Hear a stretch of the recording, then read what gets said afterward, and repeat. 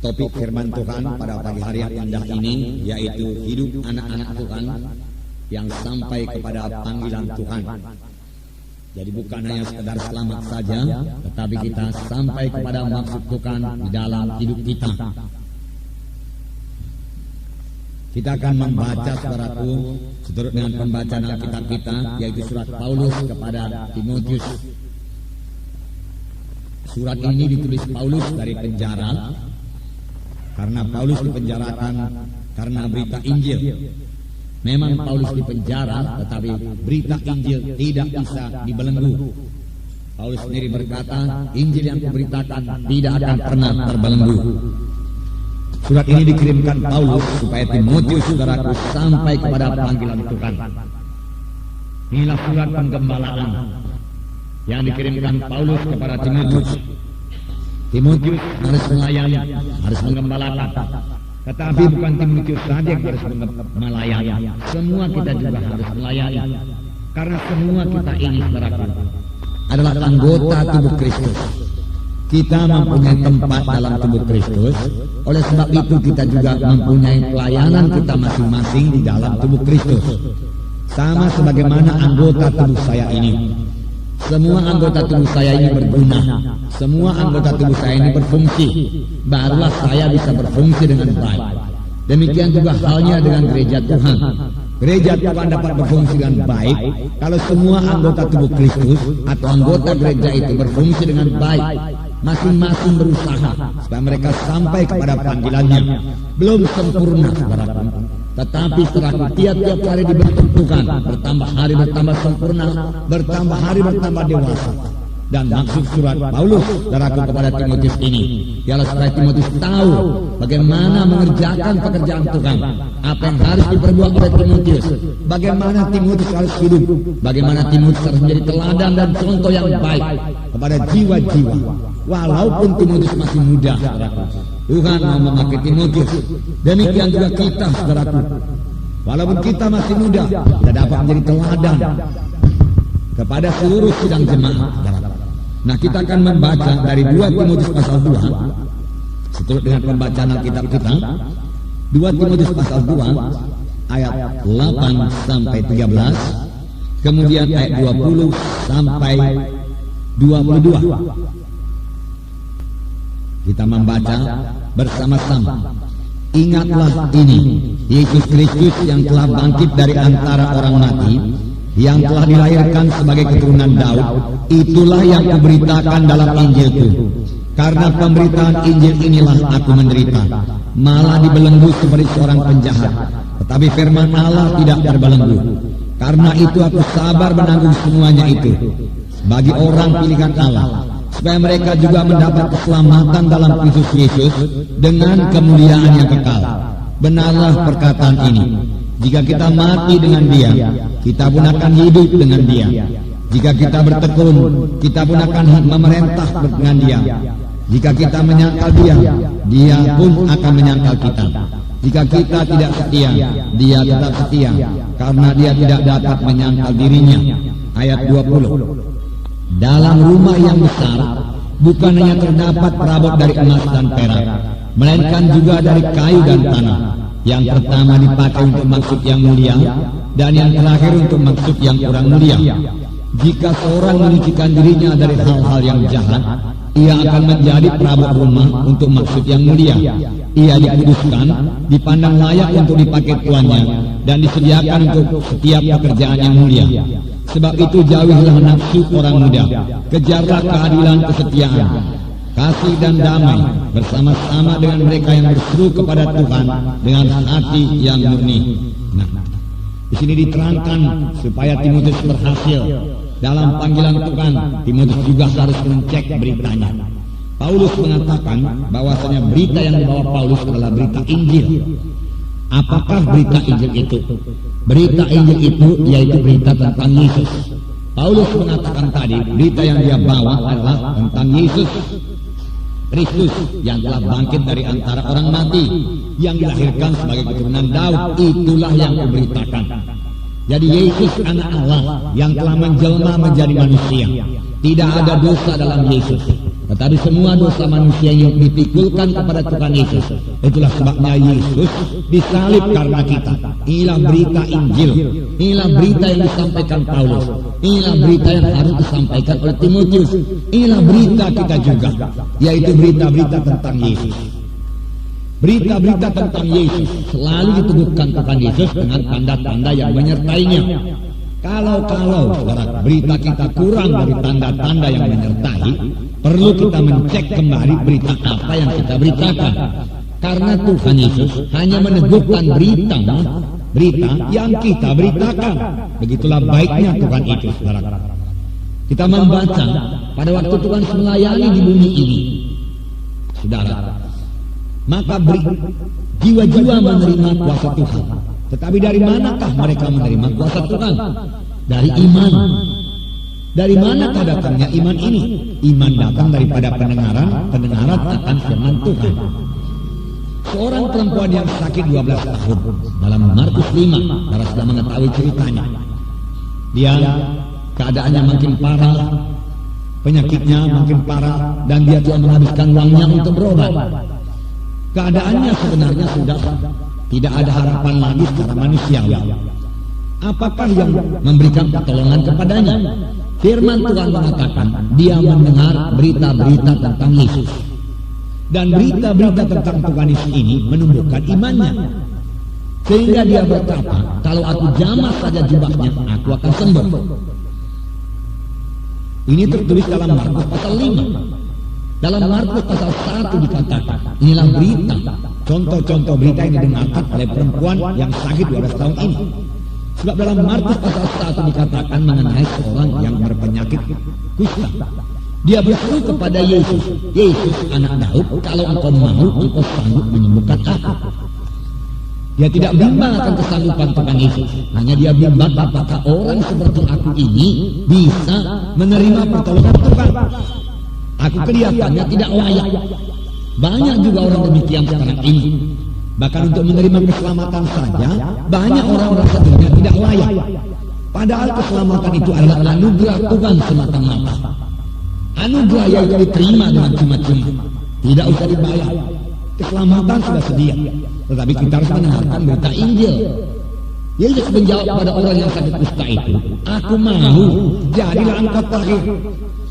Kemudian hati Yesus tergerak oleh belas kasihan, lalu mengulurkan tangannya dan menjamah orang kusta itu, dan orang itu sembuh ketika itu juga. Inilah macamnya berita yang didengarkan oleh perempuan yang sakit 12 tahun ini, sehingga berita itu menimbulkan imannya. Berita-berita tentang Yesus. Sampai sekarang, saudaraku, berita-berita tentang Yesus ini, saudaraku, perlu diberitakan dan harus diberitakan. Inilah yang kami beritakan dalam KKR. Baik dalam KKR Stadion Taman Senayan, saya memberitakan siapakah Yesus. Demikian juga dalam KKR kita baru-baru ini di Kisaran dan di Tanjung Balai. Puji Tuhan, dua-dua kebaktian ini sangat berkemenangan. Baik di Kisaran, baik di Tanjung Balai, saudaraku. Di Kisaran jiwa-jiwa hadir, saudaraku, sekitar 1.500 orang.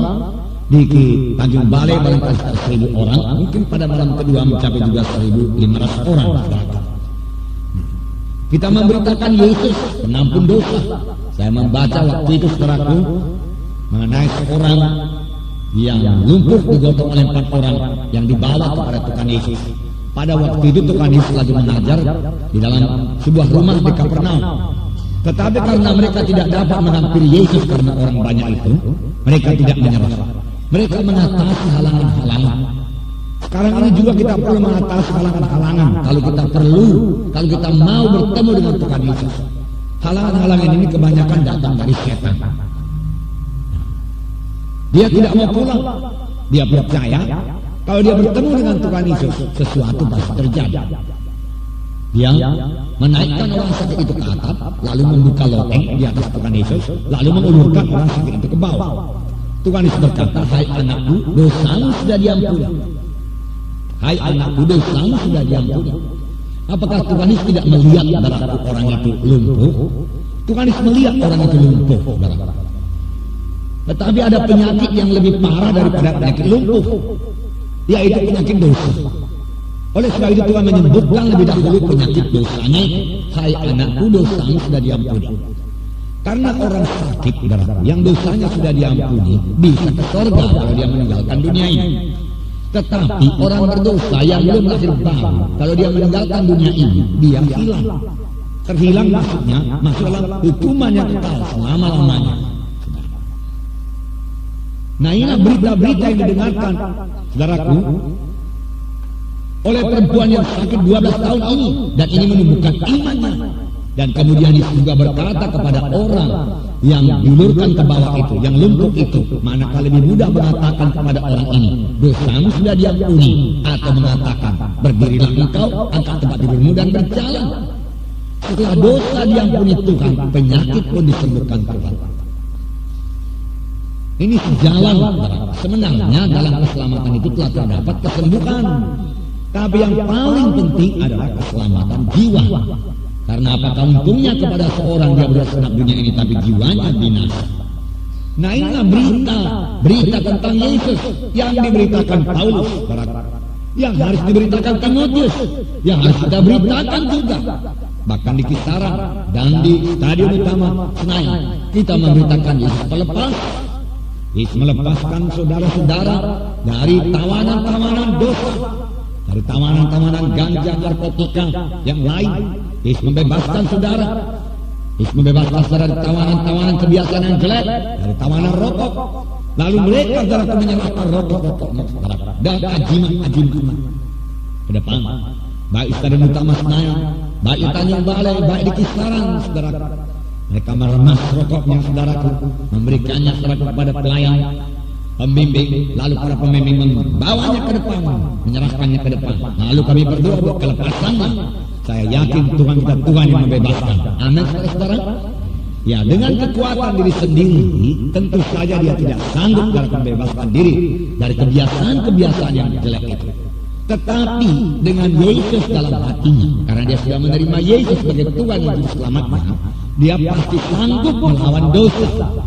Karena dia tidak di bawah hukum dosa lagi.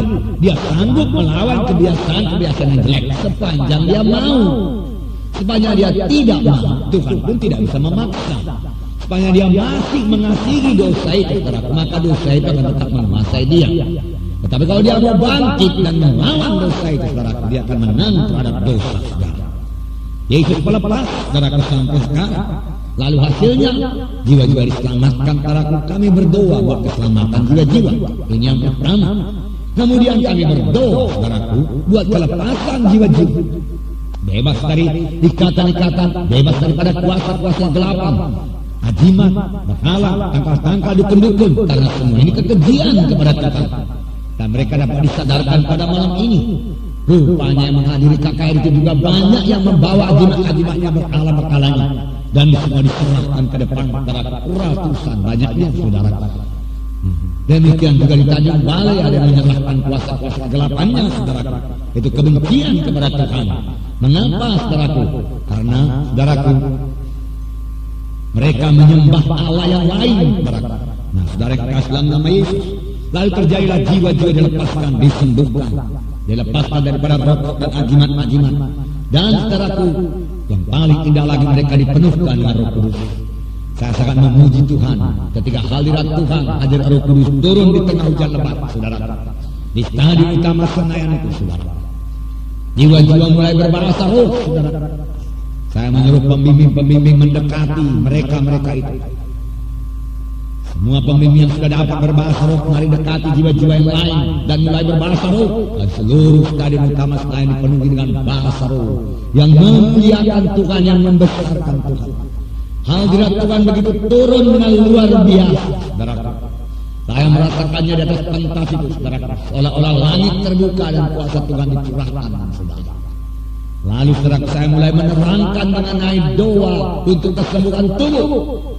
Tetapi karena hadirat Tuhan telah lebih dahulu turun di situ, saudara, orang-orang sembuh sebelum didoakan. Satu perkara yang sangat indah, saudara. Memang di mana ada roh Tuhan, di situ ada kebebasan. Belum didoakan, saudaraku, seorang sudah loncat keluar daripada kursi roda. Dia sembuh, dan dia sangat bersukacita. Dia berlari-lari. luar biasa kekuatannya. Melihat dia kuat demikian, saya pun minta disorong di atas kursi rodanya itu. Dan dia menyorong saya di atas pentas itu dengan sekuat-kuatnya dan sekencang-kencangnya, saudara. Sayangnya saya tidak tahu di mana remnya itu, saudara. Kursi roda itu. Saya takut meluncur terus ke bawah. Oleh sebab saya tahan dengan kaki saya. Pujilah Tuhan, saudara. Melihat itu, saudara, dua lagi, saudara. Sembuh, saudara. Dia juga keluar dari kursi rodanya. Dia juga berjalan berlari-lari di atas pentas. Dan ketiga kursi roda itu, saudara, kami angkat ke atas. Dan syukur, saudara, di tengah hujan lebat itu masih ada yang memfotonya, saudara. Fotonya ada pada kami. Puji Tuhan. Dan kami lagi memesan saudaraku seluruh kaset-kaset itu supaya nanti dapat kita lihat bersama-sama. Kuasa Roh Kudus turun. Tuhan meneguhkan firman-Nya dengan kuasa dan tanda ajaib.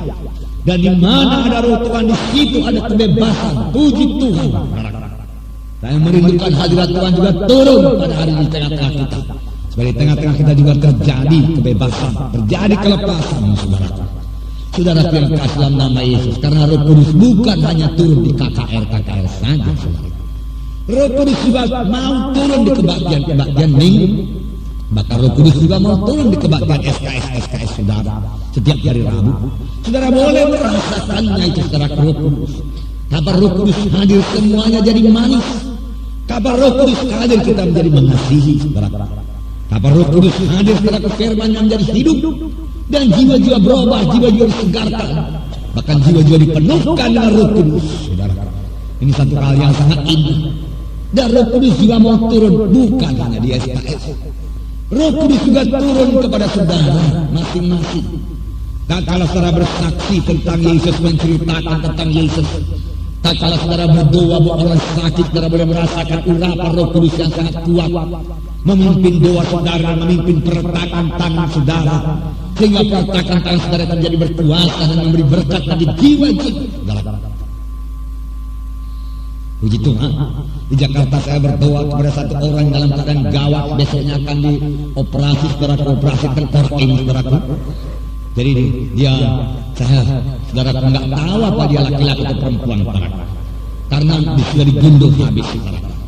Syukur ada namanya di sini, ibu ini. Oh, rupanya ini seorang ibu, saya pikir, saudara. Nah, saya dengan hati kita meletakkan tangan, besoknya dia akan dioperasi. Dan saya mendengar kabar operasinya berjalan dengan baik. Dia memang masuk ICU, tetapi sudah mau keluar dari ICU. Puji Tuhan. Tuhan mendengarkan doa kita, saudara. Tuhan memakai saudara. Semua kita bisa berdoa orang sakit, meletakkan tangan orang sakit, lalu orang itu akan sembuh. Memang kita tidak akan kompromi dengan dosa. Itulah panggilan kita untuk melayani, saudara. Nah, saudara yang kasih dalam nama Yesus, Tuhan akan memakai saudara. Mulailah praktek firman Tuhan kepada Timotius, saudaraku. Paulus surat juga kepada Timotius supaya Timotius mengkobarkan karunia Tuhan yang ada padanya, memakai karunia Tuhan yang ada padanya. Saudara juga sudah dipanggil Tuhan, sudah dipilih Tuhan. Saudara juga imam-imam yang berkerajaan. Ada anugerah Tuhan pada saudara. Sebenarnya ada karunia Tuhan pada saudara. Mulailah praktekkan itu, saudara. Mulailah kobarkan itu, saudara. Mulailah melayani, mulailah bersaksi. Mulailah memperhatikan jiwa-jiwa itu, mengasihi jiwa-jiwa itu, dan kemudian berusaha menolong jiwa-jiwa itu, saudara. Maka saudara akan merasakan karunia Tuhan yang ada pada saudara. Urapan Tuhan yang ada pada saudara itu mulai bertumbuh dan bertambah-tambah. Sebaliknya terjadi juga. Kalau kita tidak memakai karunia Tuhan yang ada pada kita, kita memendam karunia Tuhan yang ada pada kita, tidak memakai urapan Tuhan yang ada pada kita, maka urapan itu, kuasa itu akan merosot dalam hidup dan pelayanan kita. Lama-lama iman, bahkan kita tidak mengerti lagi terapan kuasa menguji Tuhan itu. Mari hidupkan. Ingatlah bahwa tanganku telah diletakkan di atasmu, perletakkan tangan tua-tua sidang untuk menyampaikan karunia Tuhan kepadamu. Perhatikanlah itu, kobarkanlah itu. Paulus berkata kepada Timotius. Nah, saudara yang kasih dalam nama Yesus, jadi saudaraku, Paulus juga mau supaya Timotius melayani dalam urapan Tuhan, dalam urapan Tuhan. Perkataan saja akan mematikan, tetapi urapan Tuhan akan memberi kuasa dalam pelayanan. Juga bagi kita semua. Itu sebabnya firman Tuhan berkata, kamu akan beroleh kuasa kelak apabila Roh Kudus turun ke atas kamu, dan kamu akan menjadi saksi bagiku Yerusalem, Judea, Samaria, sehingga sampai ke ujung bumi.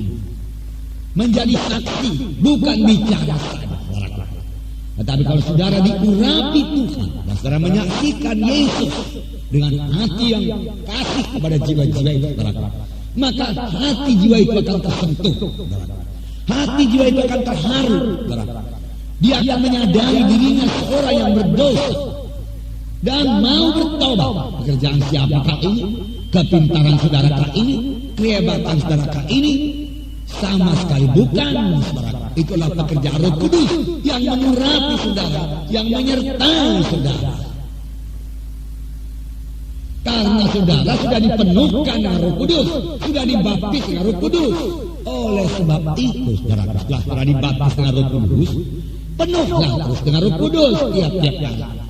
Saudara tidak penuh dengan Roh Kudus hanya pada waktu saudara menerima baptisan itu saja, yaitu saudara berbahasa roh pada waktu itu. Sesudah itu saudara harus senantiasa penuh dengan Roh Kudus, bersekutu dengan Roh Kudus, merasakan hadirat Roh Kudus, bertanya, saudara, bersekutu dengan Roh Kudus, saudara. Lalu Roh Kudus akan mengajari saudara. Roh Kudus akan memimpin saudara. Roh Kudus akan menerangkan banyak perkara kepada saudara. Karena itulah pekerjaan Roh Kudus. Lalu Roh Kudus akan mengurapi saudara, memberikan kuasa kepada saudara. Urapan sebenarnya sama dengan kuasa. Dalam Alkitab kadang-kadang dipakai urapan, kadang-kadang dipakai kuasa. Luar biasa sebenarnya kuasa itu. Kalau saudara mau melihat saudara betapa besarnya kuasa ini, supaya kita melihat betapa pentingnya penuh dengan Roh Kudus, saudara. Kita bisa melihat Simson dalam perjanjian lama. Nah, dalam perjanjian lama Roh Kudus tidak diberikan pada semua orang. Itu sebabnya perjanjian baru lebih baik daripada perjanjian lama. Dalam perjanjian lama yang menerima Roh Kudus, raja-raja, nabi-nabi, ya, imam-imam, hakim-hakim. Selainnya orang biasa tidak dikaruniai Tuhan dengan Roh Kudus.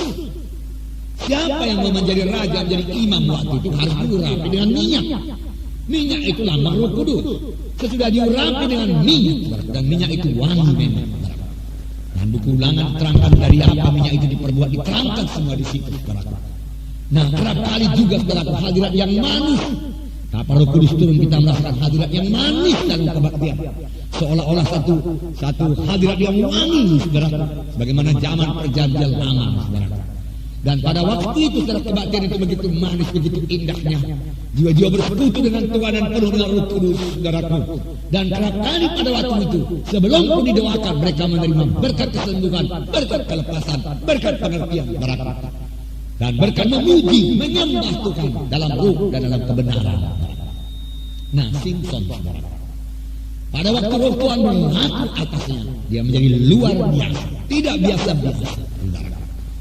Pada waktu dia penuh dengan Roh Kudus, saudaraku, dia bisa mencabik singa itu, saudaraku, sebagai mencabik anak domba saja. Pada waktu Roh Kudus turun ke atas Simson, saudaraku, dia bisa melepaskan ikatannya itu sebagai benar atas. Roh Kudus itu kuasa Roh Kudus, saudara. Dan kuasa Roh Kudus ini belum kehilangan kuasanya, saudaraku, pada hari ini. Biarlah kita bersandar kepada kuasa Roh Kudus dalam hidup kita, dalam pelayanan kita.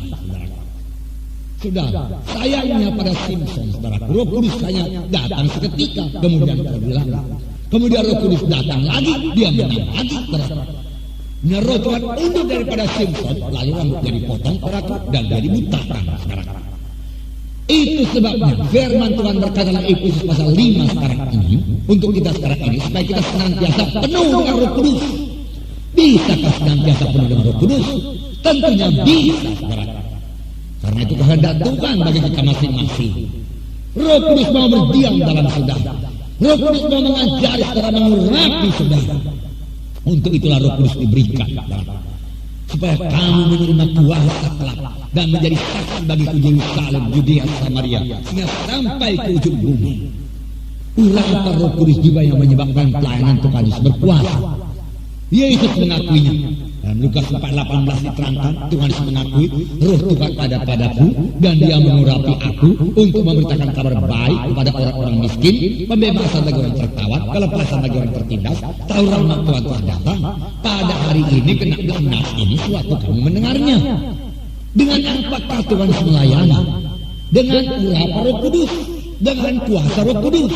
Saudara, sebelum Roh Kudus turun ke atas Tuhan Yesus, Tuhan tidak melayani, walaupun umurnya sudah 30 tahun.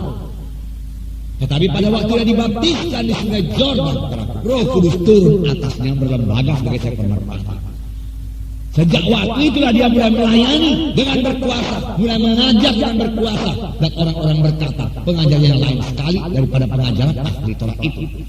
Dan Tuhan mengadakan banyak mujizat dan tanda yang membuat orang lain takjub dan berkata, yang begini belum pernah kami lihat.